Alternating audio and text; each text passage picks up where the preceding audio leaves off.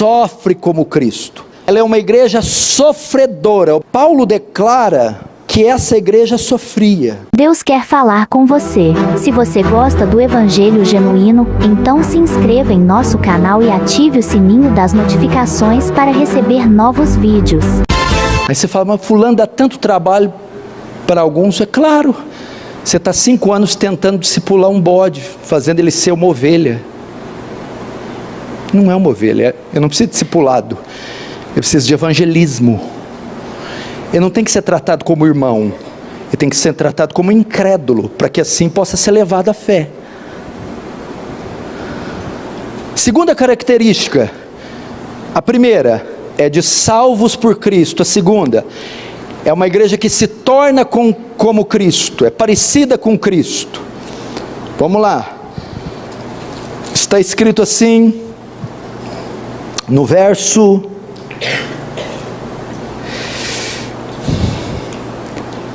6, com efeito, vos tornastes imitadores nossos e do Senhor Jesus. Até aí. A palavra aqui, imitadores, no grego, é mimetai. Dessa palavra, descende a palavra que nós conhecemos, mímica. Paulo está dizendo que os tessalonicenses, veja só, porque ele diz aqui, com efeito vos tornai imitadores nossos. Os tessalonicenses estavam imitando o modo de vida de Paulo. E quando usou essa palavra mimitai, significa que os tessalonicenses estavam fazendo mímica do apóstolo Paulo. Ou seja, imitando o modo de ser, de agir, de crer de Paulo. Paulo virou uma referência cristã para eles. Captou? Vai captar. Mas aí você pode pensar, peraí pastor, nós temos que ter cuidado com declarações desse tipo. Nós temos que imitar a Deus, é a Cristo, não é os homens. Essa verdade não é bem desse jeito como você está pensando, não. O nosso alvo de imitação, de seguir de fé, objeto de fé, é Cristo.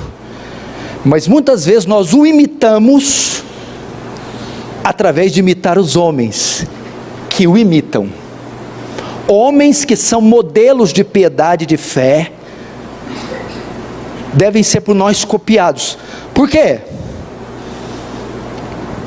Porque, veja só, pode parecer fácil para alguns, eu só olho para Cristo.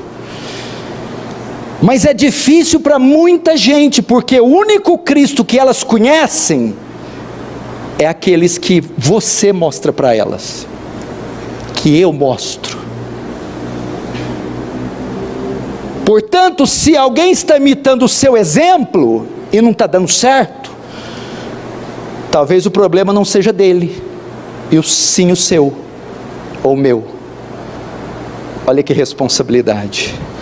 A pessoa tem dificuldade de entender as escrituras. Qual é uma forma dela entender alguns textos? Olhando para mim, para você. O que é piedade que fala? Deixa eu olhar para o irmão. Oração, santidade, obediência. Então, alguns são modelo do que Cristo faz, como Ele age. E os tessalonicenses estavam imitando aquele que fazia isso, Paulo. Então veja a responsabilidade que a gente tem. Talvez para sua mulher, o único Cristo que ela vai conhecer é você. Quando ela te vê doce, equilibrado, controlado, ela, nossa, Cristo deve ser assim, não é? Notem que esses gentios nunca tinham ouvido falar de Cristo, e eles não sabiam nada a respeito dele, a não ser aquilo que Paulo tinha dito a eles.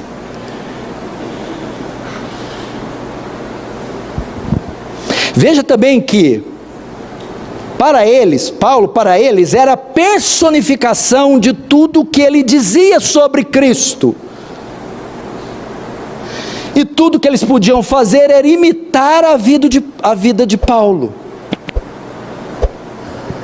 Mas no final das contas, entenda o significado desse texto. Olha só: vós tornaste imitadores nossos e do Senhor. No final das contas, eles estão imitando o Senhor.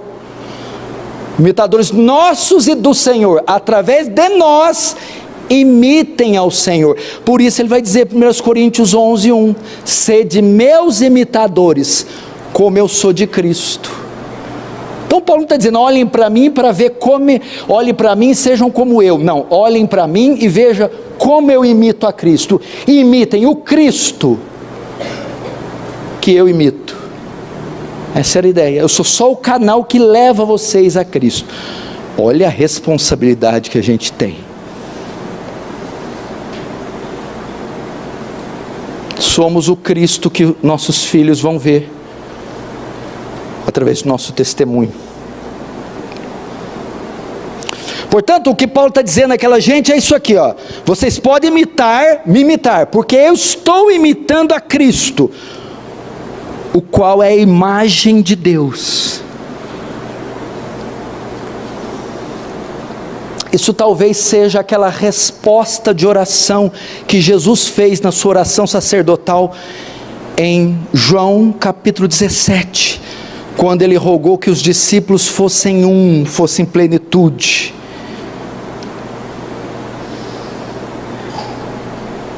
E sabe de onde vem essa unidade? Vem do fato de sermos unidos com Cristo, de imitarmos a Cristo. Para atingir aquela unidade que Jesus orou em João 17, temos todos que nos parecer imitar a Cristo. A esse respeito, veja o que A.W. Tozer disse: se eu tiver 100 pianos e quiser afiná-los, afinando cada um através de um outro, causarei uma confusão. Mas se eu tomar um diapasão e afiná-los, a diapasão é um instrumento de afinação, e afiná-los todos pelo mesmo diapasão, todos eles no fim terão a mesma afinação. A mesma coisa acontece na igreja. Quando todos nós como indivíduos, você e eu, estamos submissos ao propósito de sermos como Cristo, seremos totalmente unidos uns com os outros. Então essa igreja, a segunda marca, ela se parece com Cristo, ela se torna como Cristo. A igreja de Tessalônica era uma igreja que tinha como propósito ser como Cristo, eles eram imitadores de Cristo. Jesus disse, assim como eu andei, andai vós também. Aquele que diz estar nele deve andar como ele andou. Nós precisamos deixar essas impressões aqui na nossa sociedade. Nos tornar como ele. Aliás, esse é o objetivo da nossa salvação, da nossa santificação. Todas as coisas cooperam para o bem daqueles que amam a Deus, para que eles sejam conformados à imagem de Cristo, se pareçam com Cristo, até que todos cheguemos à unidade da fé e à estatura de Cristo, parecer com Cristo.